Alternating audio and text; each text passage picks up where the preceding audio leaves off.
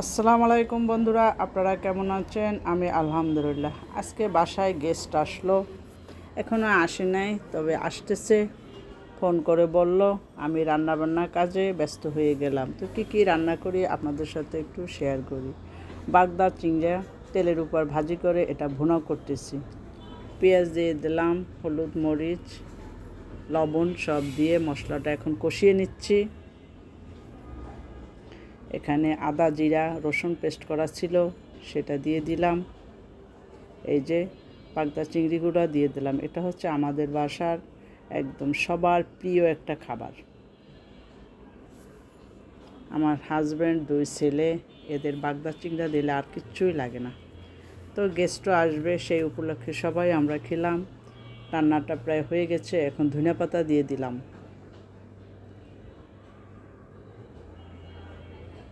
এখন 3টা কাঁচা ঝালও দিয়ে দিলাম, ফ্লেভারটা ভালো আসবে। এটা রান্না হয়ে গেছে, এখন আমি উঠিয়ে নিচ্ছি। এরপরে ইলিশ মাছটা বসিয়ে দিচ্ছি। আগেই আপনাদের সাথে এটা আর শেয়ার করি নাই, বেশি শেয়ার করলে সময় অনেক লাগে, এই জন্য আর ভিডিও বড় হয়ে যাবে। এই জন্য ইলিশ মাছটা শেয়ার করলাম না, শুধু দেখালাম আমি যে রান্না করা হয়ে গেছে। তাই এদিকে আমি এখন দিয়ে দিচ্ছি চিংড়ি মাছ দিয়ে শাক রান্না করব। কাঁচা জাল, পেঁয়াজ, রসুন আর চিংড়ি মাছ, এটা হচ্ছে হেলঞ্চা শাক।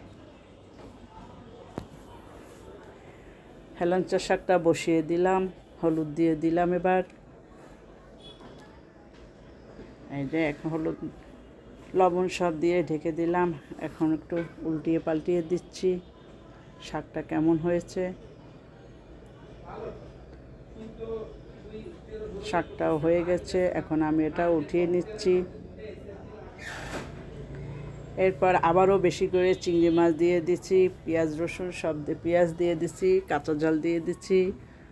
করল্লা ভাজি করব, এই জন্য একটু আলু দিয়ে দিচ্ছি করল্লার ভিতরে।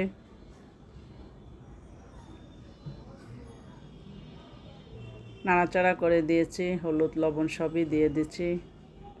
বন্ধুরা, যারা আমার ভিডিওটা দেখেন সবাই লাইক করবেন, কমেন্ট করবেন, সাবস্ক্রাইব করবেন। নতুন বন্ধু যারা আমার এই ভিডিও দেখেন, লাইক দিয়ে সম্পূর্ণ ভিডিও দেখবেন, সাবস্ক্রাইব করে আমার পাশে থেকে যাবেন।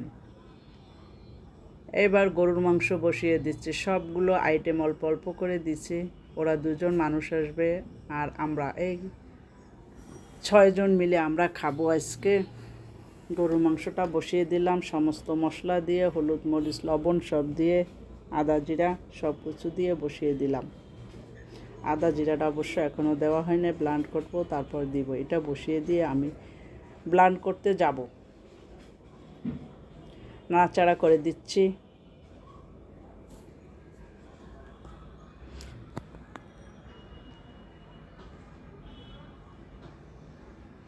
এই যে ব্লান্ড করে নিয়ে আসলাম, এখন আমি দিয়ে দিলাম।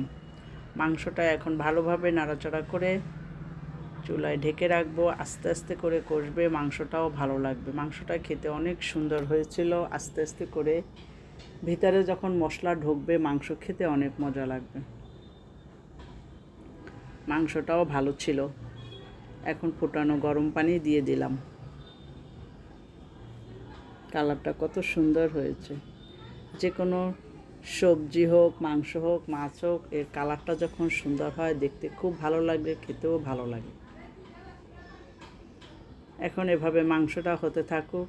এটা কটা গোটা রসুন দিয়ে দিলাম। এই রসুনটা সবার খুব প্রিয় খাবার, প্রত্যেকে একটা একটা 2টা করে রসুন খায়। তো আমি এখানে 7 পিস রসুন দিয়ে দিলাম। আমার বড় ছেলে বেশি খায়, ছোট ছেলেটা তো বরিশালে। আমরা এখন 3 জন বাসায় আছি।